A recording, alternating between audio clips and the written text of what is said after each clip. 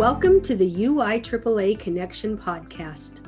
Hometown Ticketing is proud to be the exclusive sponsor of the UIAAA Connection podcast and to provide schools nationwide with the best options for digital ticketing for their events.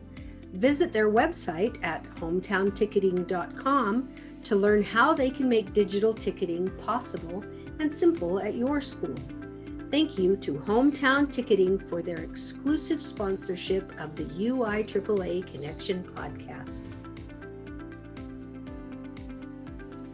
Welcome back to another edition of the UIAAA Connection podcast. I'm your host, Mark Hutch Hunter. Today we have as our guest Mike Winslow, CAA Certified Athletic Administrator from Crimson Cliffs High School in St. George, Utah. Welcome to the podcast, Mike. Thanks, Mark. Excited to be here. Let's begin by having you share with our audience where you grew up, where you went to college, your first job, those type of things.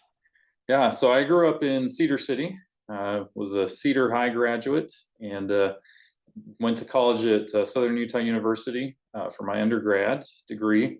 And then I went and did a master's degree through an online program at Boston University.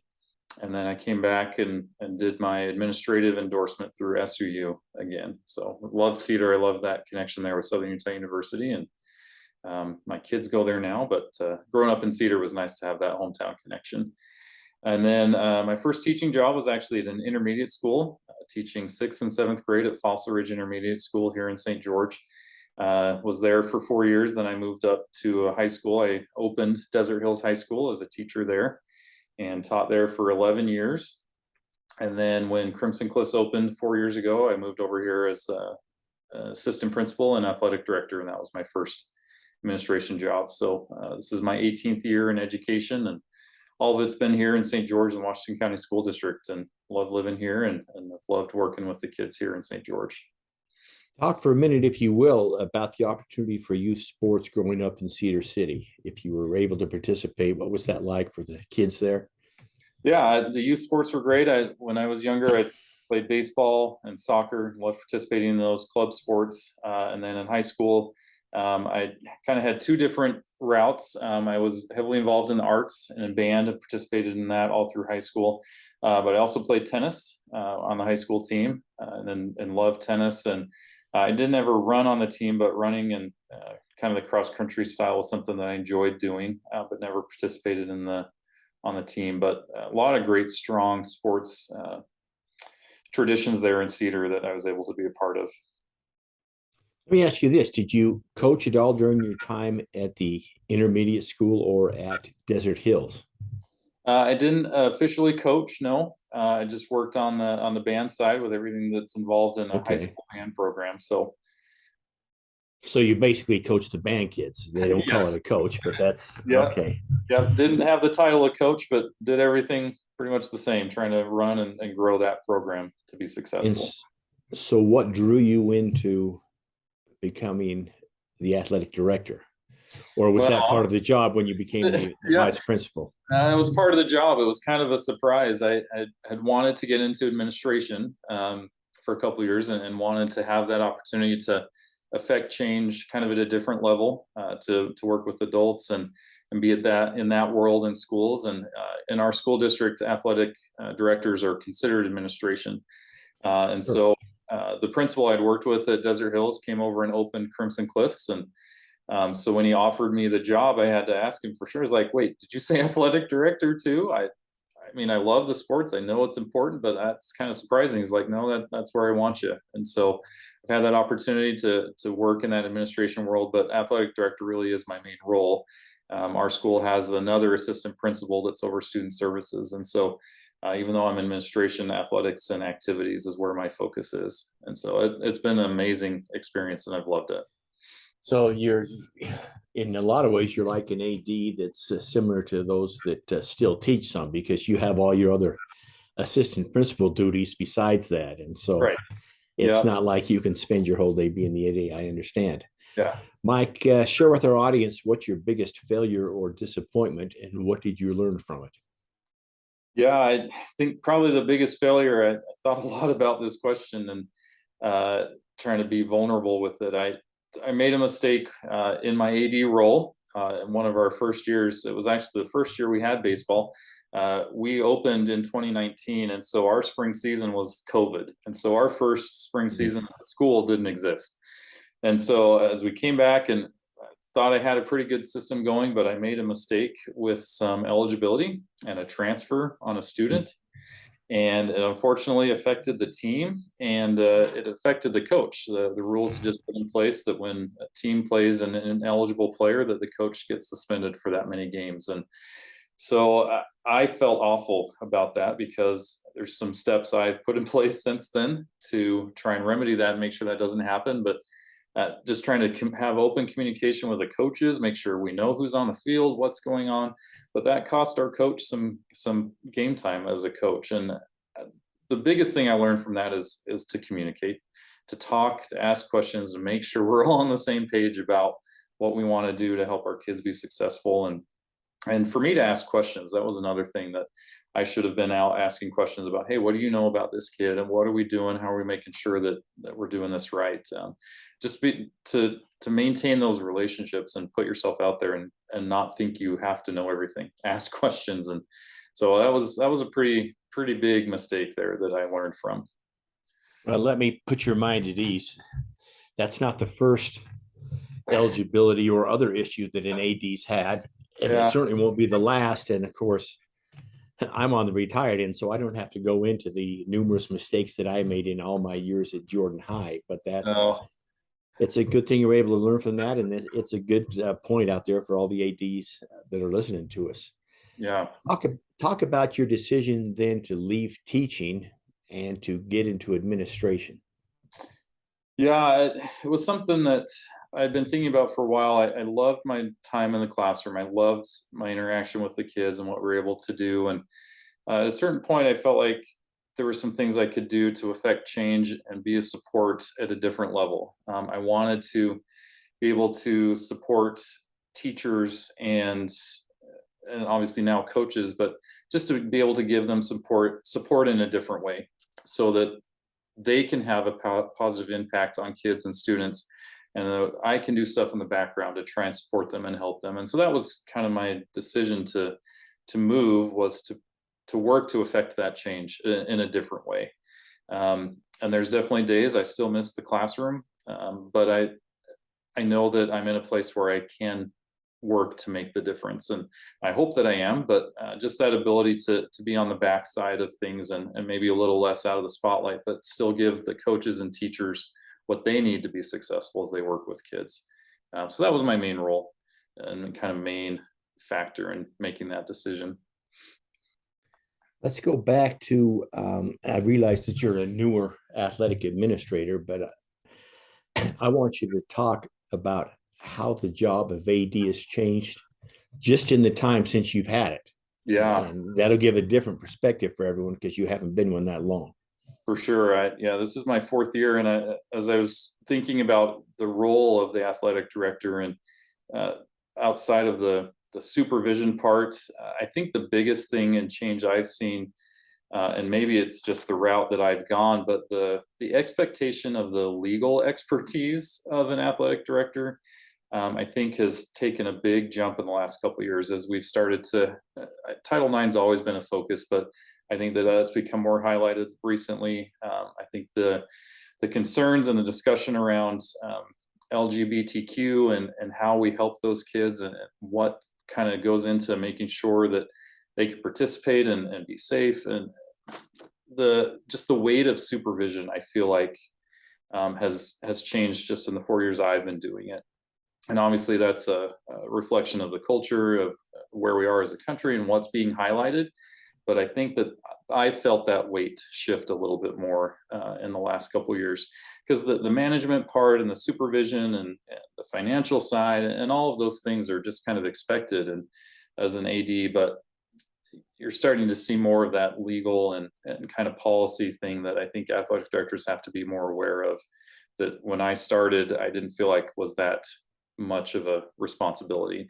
And obviously as ADs, we have people above us, principals and possibly, district athletic administrators to support us in that, but we're the front line of defense for that at a school. And So to me, that's been kind of the biggest change I've seen in the last couple of years.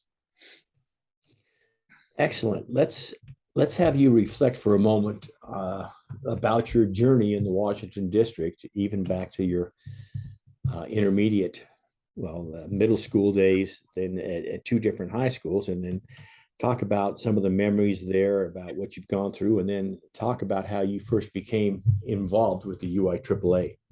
Okay. Yeah. So teaching band it started as a beginning band. That was my first job, and working with those beginning band kids. And I'm sure everyone's heard the adage of, or the concern about, how can you deal with kids that have just been given an instrument and not go home and just wonder what you're doing every day as they learn how to hold it and make those horrible sounds. But honestly, that was one of the most rewarding things. And I think you would see it in a lot of those youth sports as well, where the kids go from knowing nothing to being successful at doing something, where you can recognize a song that's being played and performed in December from where they couldn't even know how to hold it in a couple months. And to see that growth and that reward was something that I really enjoyed. At the high school level, one of the interesting things for my journey is that every job I've had has been a new school. My first job at the intermediate school was a brand new school. When I went to Desert Hills, it was opened. That was our first year. Coming here to Crimson was our first year. And so it's been a lot of creating something from nothing. As a band director at a new school, you're trying to create the culture. You're creating that idea of, what is our band program going to be about? What are we going to be known for? And finally, right when I left there after 11 years, I felt like we had made and established who we were as a Desert Hills program. We'd been recognized at the state level for some things, and we'd had some goals in place as a band community there to grow the program, and we were successful in that, and seeing that growth. And so it's been the same here at Crimson, just at a different level. How do we create an athletic department out of nothing? What's our vision and our mission, and how are we going to ensure our kids have a quality education-based experience in their athletics and activities? And that's quite a challenge to do. And in our fourth year here, I feel like we finally have established who we are. It's taken a couple of years to get there. We had our little statement, like, run as one, is kind of, we're the Mustangs. And so we had that from the day we opened, but it takes so much time to get that built within our coaches and our teachers, and then to get it down to our students where they feel like they are the owners now of that, and to create that school spirit. So that's been a fun journey to do that, and to see that growth, and to see the kids take ownership of it, and be proud to be a Mustang or a part of Desert Hills Thunder, whatever it is. That growth is a lot of fun to watch, and it's a challenge as well. And I think it mirrors my journey in the UIAAA. I knew when I got hired, that was one of the first things I was told, was that you need to join this group as an AD, because the resources there are going to help you. And so as I'm trying to create something from nothing, not just the culture, but what about our policy? We've got to have all these rules in place. We need to have, bullying and hazing policy, and the emergency plan, all of those things that you've got to start.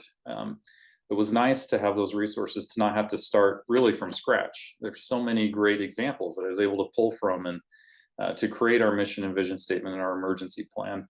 And so the UIAAA was a huge resource for me to be able to help. And obviously, not having a strong connection to athletics to start with, that helped me too, to know who to talk to and what to do. And so I was actually the first one in our school district to get the CAA certification. And that was invaluable to me, to attend those classes, to network, and to get those resources that's available for the UIAAA, because it helped us create who we are as an athletic department here at Crimson Cliffs. Well, let's delve into that a little bit more then, since you brought up certification. Yeah. And of course, I talk about this all the time with all my guests, but I want your take on the importance of being certified. I know you glossed over it a little bit previously, but go into more detail about the certification and why it's so important, because I think it's important for our listeners out there. Yeah, I would kind of look at it in two different ways. I think the resources part is one of the best parts of getting certified, because not only are you attending the class, but the handouts and the digital resources that they give you, are invaluable. I refer back to those often. I've saved them in my Google Drive. I've got them labeled by the different classes, and I go back to those handouts all the time. One of the classes I just completed was about the hazing and bullying, and one of the legal classes.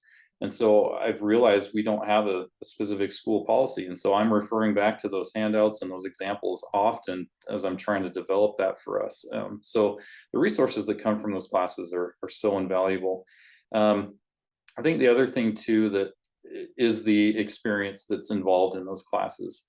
The teachers and the resources come from years of experience of people that have done this for a long time and know what they're doing. And so having that knowledge of, I'm just not having to make stuff up. I'm drawing from people that this stuff has worked for them. And so I know that it will help me. It's been proven through time that these are good things.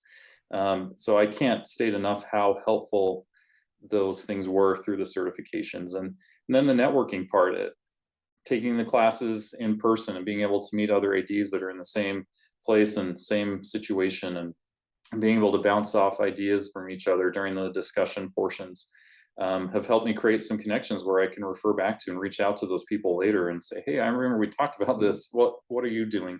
And that's going to be a lifelong resource for ADs that comes from that certification. So I can't speak highly enough. And for me, coming from an arts background, some of this athletic specific stuff that I wasn't as up to date on was essential for me to make sure I can help our coaches and do what we need to do to support them.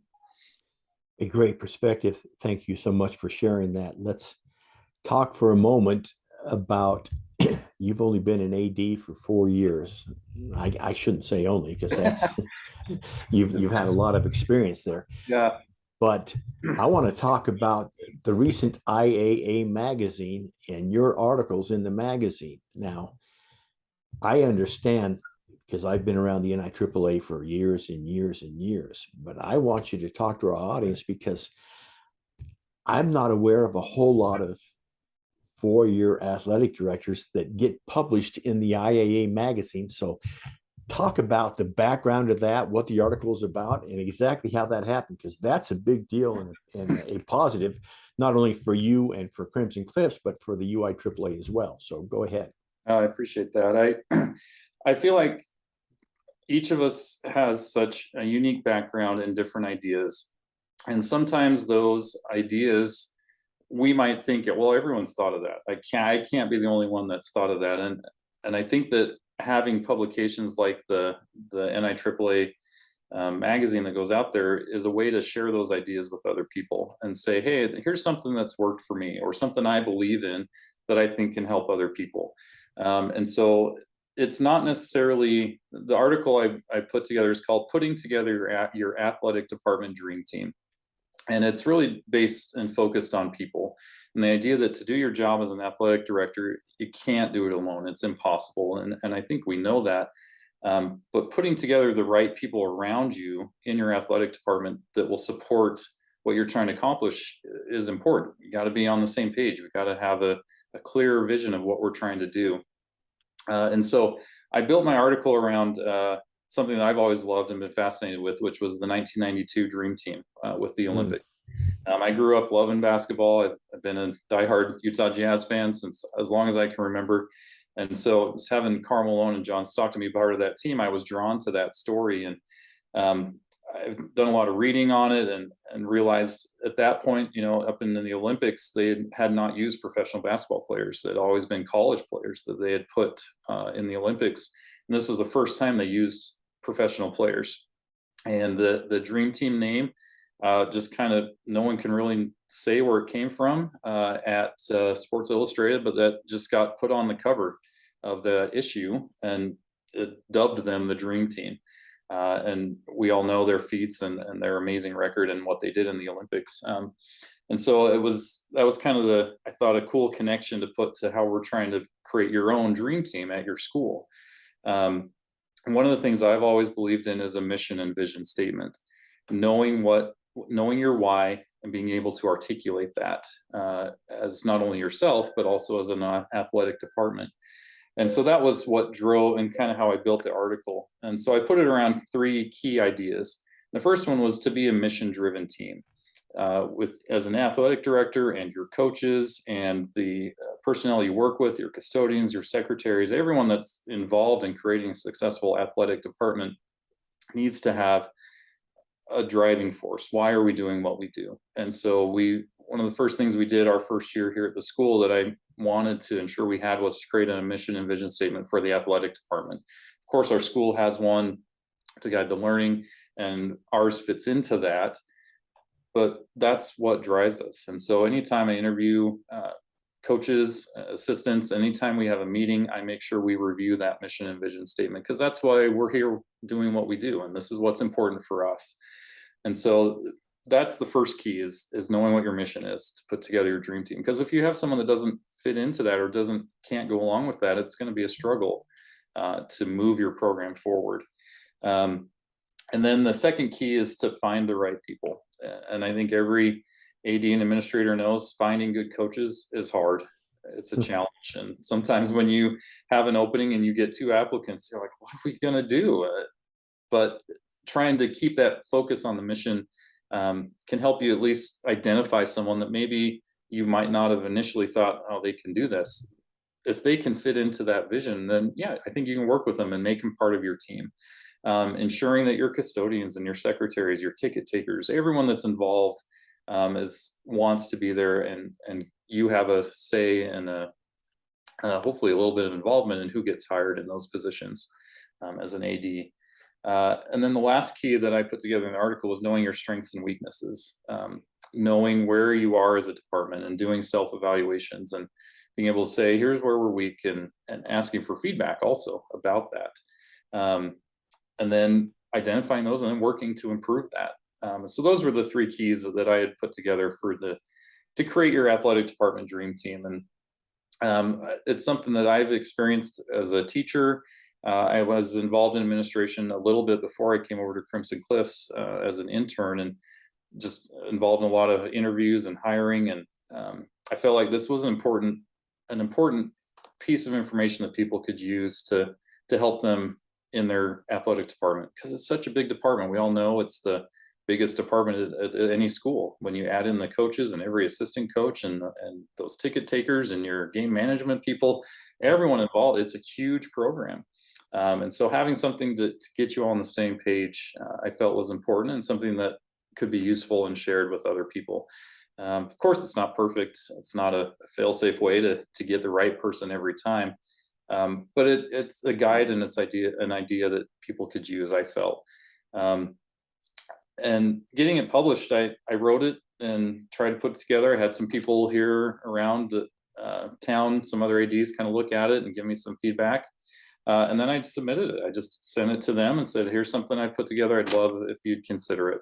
And got an email. It's probably, I think it took 5 months before I heard back. But we got the awesome email that said, hey, we'd like to publish your article in this upcoming issue. And it was awesome to be able to work with them and get it edited a little bit cleaner and be able to have it published. So in my mind, it's taking the ideas, something maybe you think could be helpful, and then just writing it down and then putting it out there.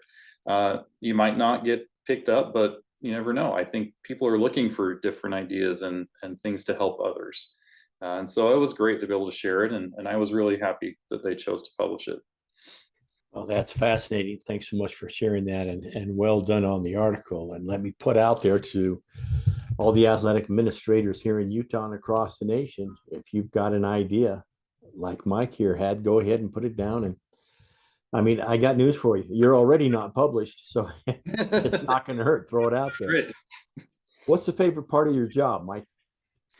Oh man, the favorite part is watching the kids be successful. I still love that, being one step removed now and not in the classroom. I still love being on the sidelines. I love watching our kids succeed in whatever way that is. And it's not even when we're winning every game, because we know that doesn't happen. But when I see them come off the field smiling, or when we do win, or even when a challenging thing happens and I see them work through that together, that makes me happy. I was thinking of kind of two experiences. Our girls soccer team last week lost a heartbreaker. Penalty kicks, lost by one kick.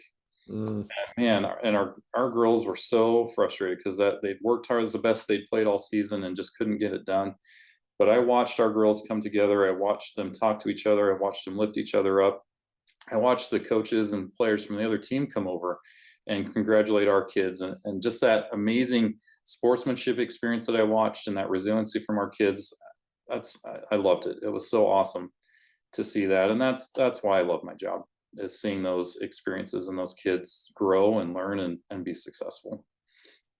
Let's finish up with a couple of questions. The first being, I would like your two suggestions for a brand new athletic administrator, which you used to be. Yeah. You're no longer. Not too long, yeah. And if you had two suggestions for a brand new AD that they would follow these suggestions in order to be successful, what would those two suggestions be? Yeah, I think number one would be find people to talk to and to network. Attend the conferences, go to the state conference that UIAAA puts on every year. Do those certification classes in person if you can. Find a trusted AD somewhere in your region or close to you that you can reach out to and ask questions, because there is so much that you just don't know as a new one. You just don't know what you don't know. And so reaching out and finding someone you can talk to and to ask questions, and don't be afraid to ask questions, because we're going to mess up. We all do. But being okay to ask questions and saying, man, I don't know this, help me out, is huge, because it will save you so much heartache when you can ask somebody that does know and has experience. I think the other big thing for me that I would recommend is find ways to stay connected with the students. You're going to work closely with your coaches and with adults. So find ways that you can work with kids, whether it's through a leadership, captain's council thing that you teach or that you organize and work with the kids. Trying to know kids' names when you're out on the sidelines and saying hi and being able to recognize them in the hallways and talking to them about how things are going. Just keeping that connection with the students, I think, is essential, because that's what, as I said, that's what brings me the most joy. And so keeping that connection with them so that they know that I care about them as well, I think is really important.